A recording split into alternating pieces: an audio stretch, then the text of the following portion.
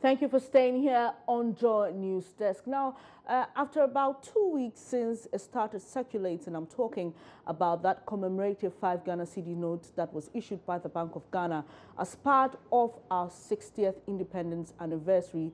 There have been a lot of mixed reactions to the note.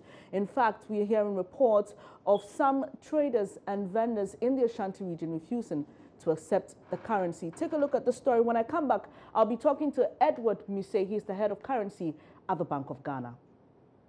The 5 Ghana cedi note, according to the central bank, was introduced as a commemorative note to celebrate 60 years of both the Bank of Ghana and the nation Ghana. But since its introduction and circulation on March 7, it has been greeted with mixed reactions. Hajia Mumuni sells Tozafi at Tech Junction, a suburb of Kumasi.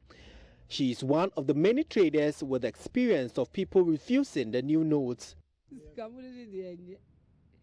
Because it's kind of me who am say Togo. Obi de beto ade okura na say uka kan wasema na ade na yibi na nukura ye. When I saw the money, I thought it was safer from Togo.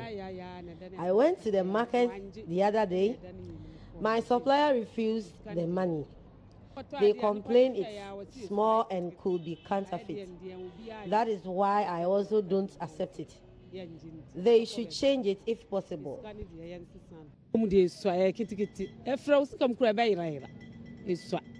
Too much.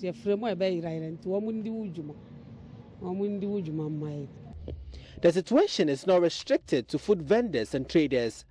Some commercial drivers and commuters experience daily misunderstanding with passengers over the new notes. A lot of mates have been rejecting it, and due to that, I can't use it. It's still in my wallet because when you buy things where the people refuse to take it because not everyone has seen it in the system, so it's difficult to use it right now. So a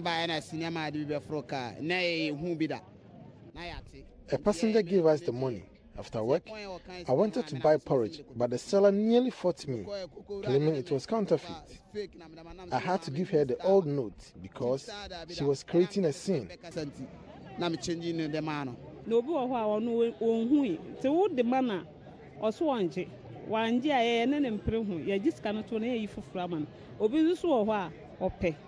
Meanwhile, Kumasi-based think tank Center for Economic and Business Research wants education intensified as the new notes flood the market. Gordon Newlever Samoa is executive director. But when there's no education, people do not have any idea Bank of Ghana is bringing any new 5 cedis note into the system. It becomes difficult for people to accept. So I think we should intensify the education on it. Prince Apia reporting.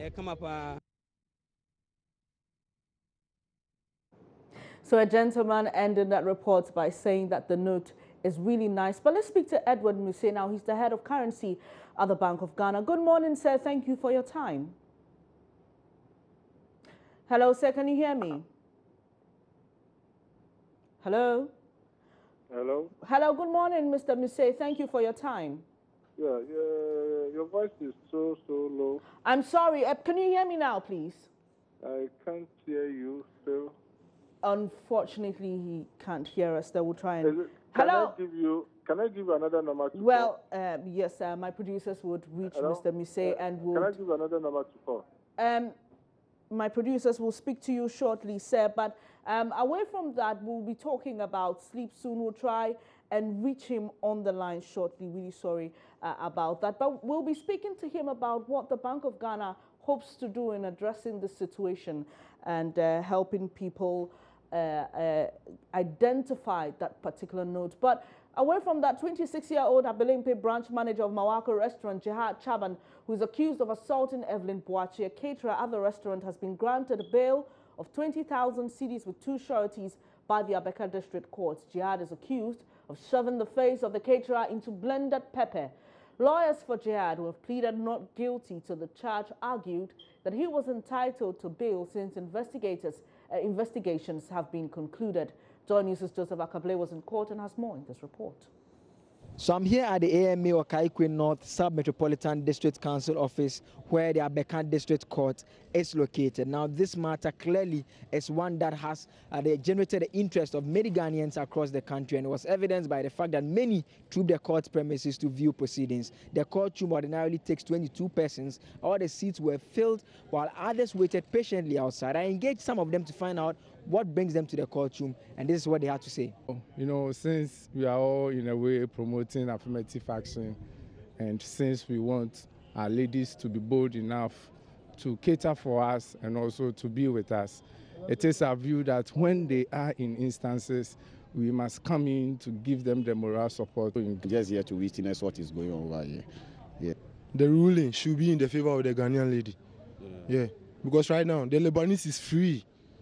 It's free right now, that's how I'm speaking. I'm also here to support the lady. We are in Ghana. We have to make sure that anything that goes on, we support our own. Yeah. For the matter itself, first and foremost, there were some changes in the legal team. Julio de Medeiros joined Asafoeje, who represented Jihad Chaban, the accused, last week, whilst Francis Xavier Sosu, a known human rights activist, joined prosecution. He said he was holding criminal brief for the complainant in the matter. I'm in this matter to be holding criminal watching brief on behalf of the victim in the matter. Clearly, we take the view that this is a very serious violation of the victim. It violates her right to personal dignity under Article 15 of the Constitution. So whilst we put our team together to look at the possibility of taking a civil action and a human rights action against the Mawako fast foods, it is important that we would join in the trial. And we are doing this on express instruction by the victim and the family, who wants us to assist them to make sure that they get justice in this matter. Evelyn Boachi, who is the complainant in this particular matter, first told the court her side of the story, where he narrated how on the 26th of February, her face was thrusted into blended pepper by Jihad Chaban. Again, the blender in question was presented to the court and tendered in as evidence, after which he reenacted the entire incident. Lawyers for the accused person, led by Julio de Medeiros, put a forceful argument asking that the accused be granted bail. This request was granted by Victoria Ganza, who heard the matter, who was of the view that the accused had met the requirements for a bail. Lawyer Julio de Medeiros was excited by this decision. He made a very good case for why the bail, my client should be admitted to bail. The court agreed with us that all the condition precedents for the admission of a suspect to bail has been met, and we are quite excited. I mean, that's what I say. We are quite excited. You yourself know that the case has started, so I wouldn't want to go into the facts of the matter. For now, the prosecution have put the complainant in the box. She has finished giving her testimony. We've started cross-examination. We've sealed her mouth, and we'll come back on Monday to continue. 26-year-old Jihad Chaban is supposed to report at the Tesano police station 2 times a week on Tuesday and Friday. The matter itself comes back to the Abekan District Court on Monday, 20th of March, where hearing is expected to continue. Reporting for Joy News, Joseph Akable, Abekan District Court. And here in Kokomlemle in our Joy News studios, my name is Benis Abubeidu. Did you know that today is World Sleep Day? Well, the day has been set aside to create awareness on sleep. We went out to speak to some people and how many hours they sleep for a day and whether sleep is important to them at all. Sleep is important. Reason is that whenever we walk our daily walk, we walk with hand, with leg, with everything. We walk, we talk, all is stretched. And we need to make it rest. That's why the reason why is important. How many hours of sleep do you get? I normally sleep like 5 hours in a day. Daytime I don't normally sleep, but in the night I can sleep from 12. Then I woke up by 5 o'clock. Yeah, sure, it's very important. Okay, and why do you think so? And because the body needs rest after a hard day's work, always. Okay, how many hours do you sleep in a night? Okay, for me, I sleep for maybe 6 or 8 hours sometimes. Because after I do my normal jobs from 8 o'clock to 5 o'clock, and later I sleep a little. Yes, for sure, sleep is important. Biologically, it's proven that when you sleep better, you grow well. How many hours of sleep do you get? 8 hours? 8 hours. Yes. Okay. Okay. I used to get 8 hours, but currently 6 hours. Yes, because of how busy I am. And then do you feel like since you've gotten 6 hours, has your work, has your productivity lessened, or like how do you feel? What's the difference compared to 8 hours and 6 hours? Yeah, for productivity, it has increased, but body-wise, I feel that I'm weak. Yes. Yeah, to me, sleeping is important. Yeah, because it helps us to regain the lost energy, right? So I think sleeping is very, very important to human life. Yeah, and even help you to, build up with your system, boosting your system, right? Yeah. So I think sleeping is more important.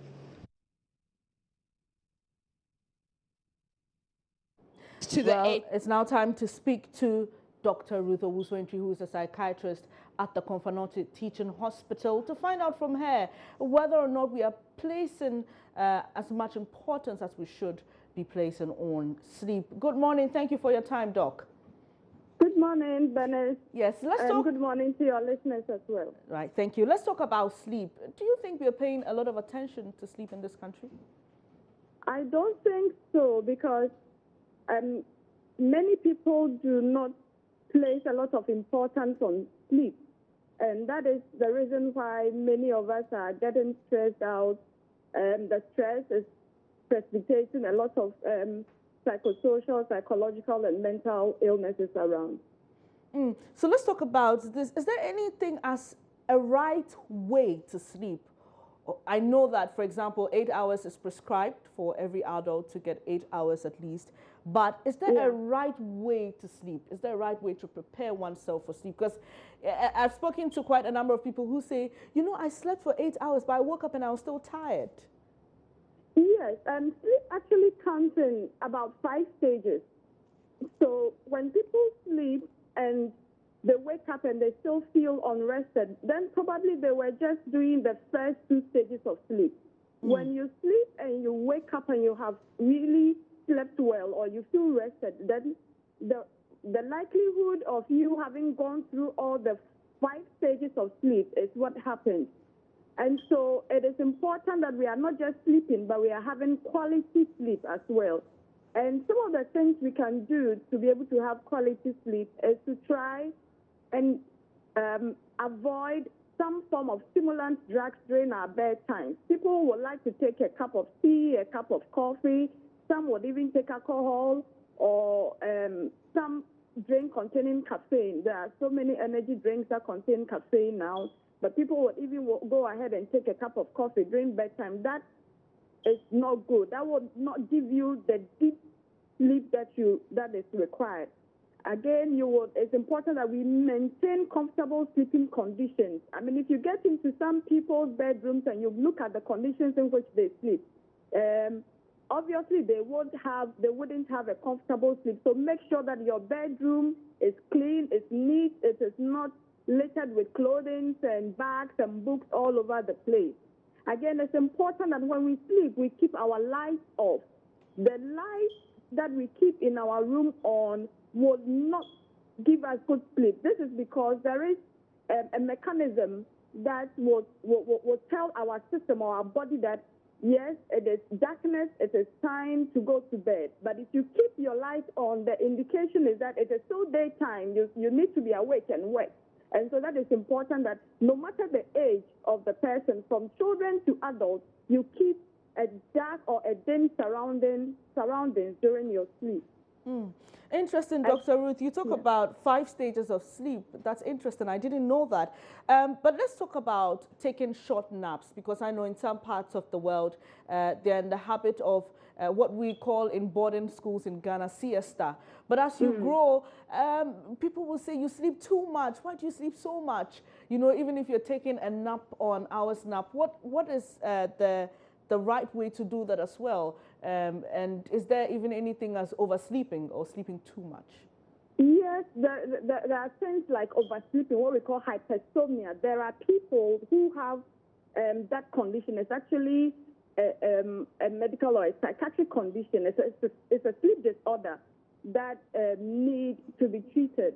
But people who get naps during daytime may not be able to go through or get the 5 stages of sleep. They may just do stages 1, 2 to probably 3 because of the existence of a lot of light around during the daytime. Nevertheless, it's good if you can have maybe 30 minutes, 45 minutes, or up to an hour of an afternoon nap, unless it's been proven that your sleeplessness at night is related to your afternoon nap. In that case, you would have to stay away from having afternoon naps.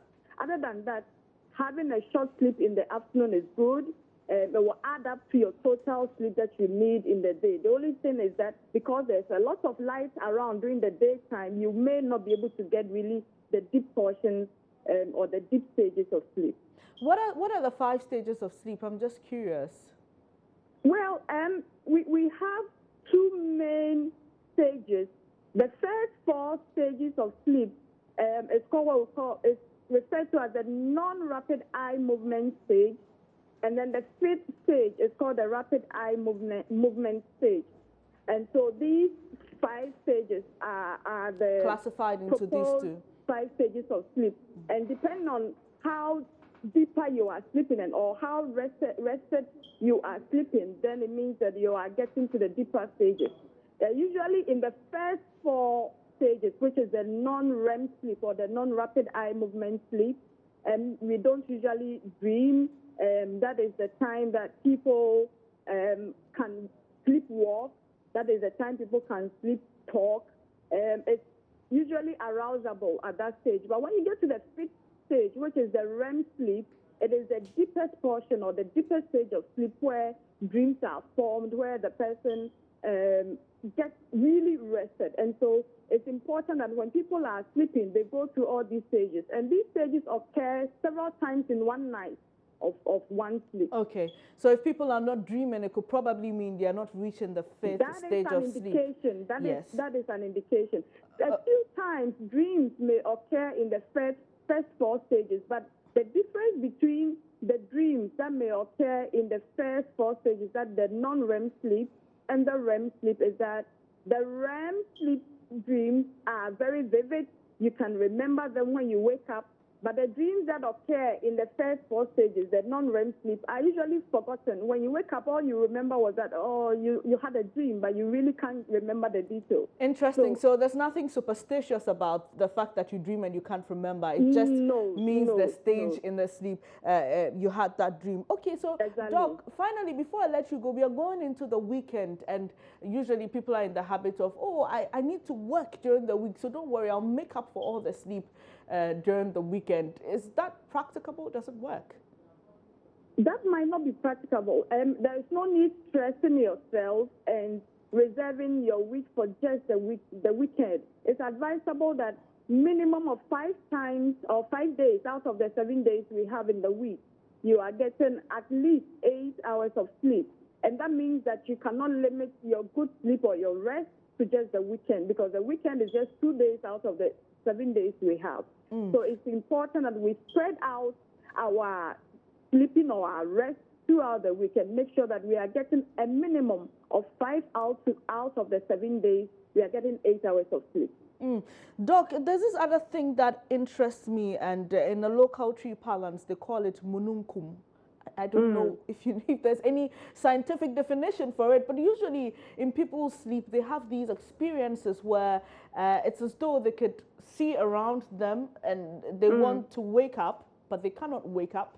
and sometimes, you know, it's a struggle. And when they eventually wake up, sometimes they wake up with a gasp, or they're struggling to breathe or something. I'm just wondering if there's a scientific reason for that, what we call mununkum in the tree parlance.